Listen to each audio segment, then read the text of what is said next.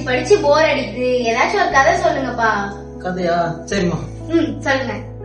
உங்க அப்பா எவ்வளவு கதை சொல்லிருப்பேன், ஆனா இப்ப சொல்ல போற கதை வந்து ஒரு உண்மையா நடந்த கதை. இன்ட்ரெஸ்டிங்கா இருக்கும், சொல்லுங்க. சில வருஷத்துக்கு முன்னாடி ஒரு வாலிபன் ஒருத்தர் இருந்தான். அவன் வாழ்க்கை பார்த்தா ஒரே போராட்டம், கஷ்டம். அவன் வாழ்க்கை ஒரு இருட்டுல தான் இருந்துச்சு. அவன் எது செஞ்சாலும் அவன் ஃபெயிலியர் தான் அமையும். இவனடா கூட வந்துக்கிறான், இவன் தான் எங்க கூப்பிட்டாலும் வர மாட்டானடா. சரி விடுடா, நம்ம டைம் பாஸ் ஆகுதா, உள்ள போலாம் வா. டேய், எப்பா பார்த்தாலும் ஜபத்திலேயே நேரத்தை வீணாக்குறடா. நாங்களாம் பாரு எவ்வளவு ஜாலியா இருக்கிறோம். எங்கடா இருக்காரு உன் கடவுள்? எக்ஸாம்லயும் ஃபெயிலு, வீட்டுல பிரச்சனை, இன்னுமாடா உன் கடவுளை நம்புற? தெரியலடா, சில சமயம் தேவன் கூட அமைதியா இருக்க மாதிரி தான் தோணுது.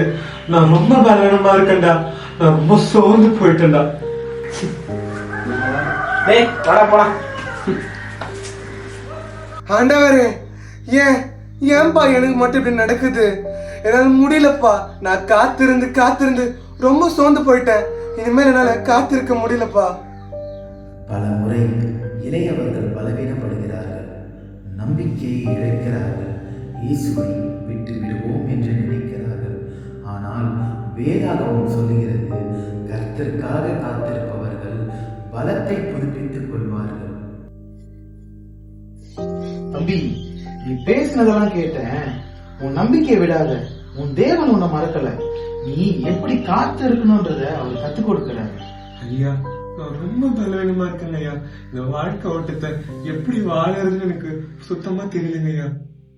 தம்பி, முதல்ல இத கேளு. வேதத்துல அழகா ஒரு வசனம் சொல்லுது.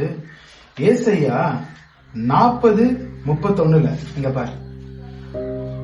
கர்த்தருக்காக காத்திருப்பவர்கள் பலத்தை புதுப்பித்துக் கொள்வார்கள். நீ காத்திருந்தா கழுக போல பறப்ப.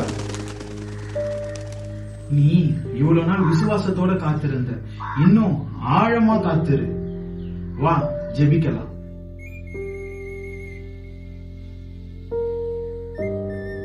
என் மகனே, அஞ்சாதே, நான் உன் பலன். நீ பலவீனமாய் இருக்கும் பொழுது நான் உன்னை உயர்த்துவேன். நீ தடுமாறினாலும் நான் உன்னை தூக்குவேன். எனக்காக காத்திரு, நீ கழுகு போல பறப்பாய். ஆமாண்டவரே, நான் உமக்காக காத்திருப்பேன். நான் உமக்காக ஓடினாலும் சோர்வடைய மாட்டேன், நடந்தாலும் இழப்படைய மாட்டேன்.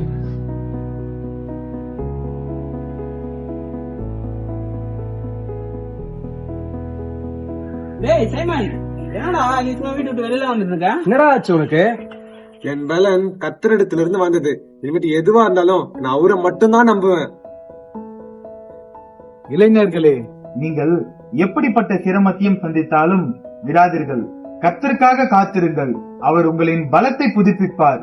நீங்கள் கழுகு போல பறப்பீர்கள், எனில் தேவன் உங்களோடு இருக்கிறார். அன்னைக்கு அந்த பையனோட வாழ்க்கை மாறிச்சுமா. இது உண்மை கதைன்னு சொன்னீங்களே, யாரோட கதைப்பா இது? இது உங்க அப்பா, என்னோட கதை தான்.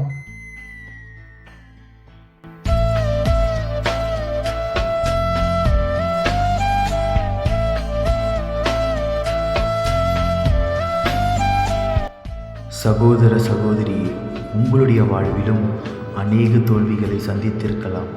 வேதம் அழகாக சொல்லுகிறது, கர்த்தருக்கு காத்திருக்கிறவர்களோ புது பலன் அடைந்து கழுகுகளைப் போல செட்டிகளை அடித்து எழும்புவார்கள்.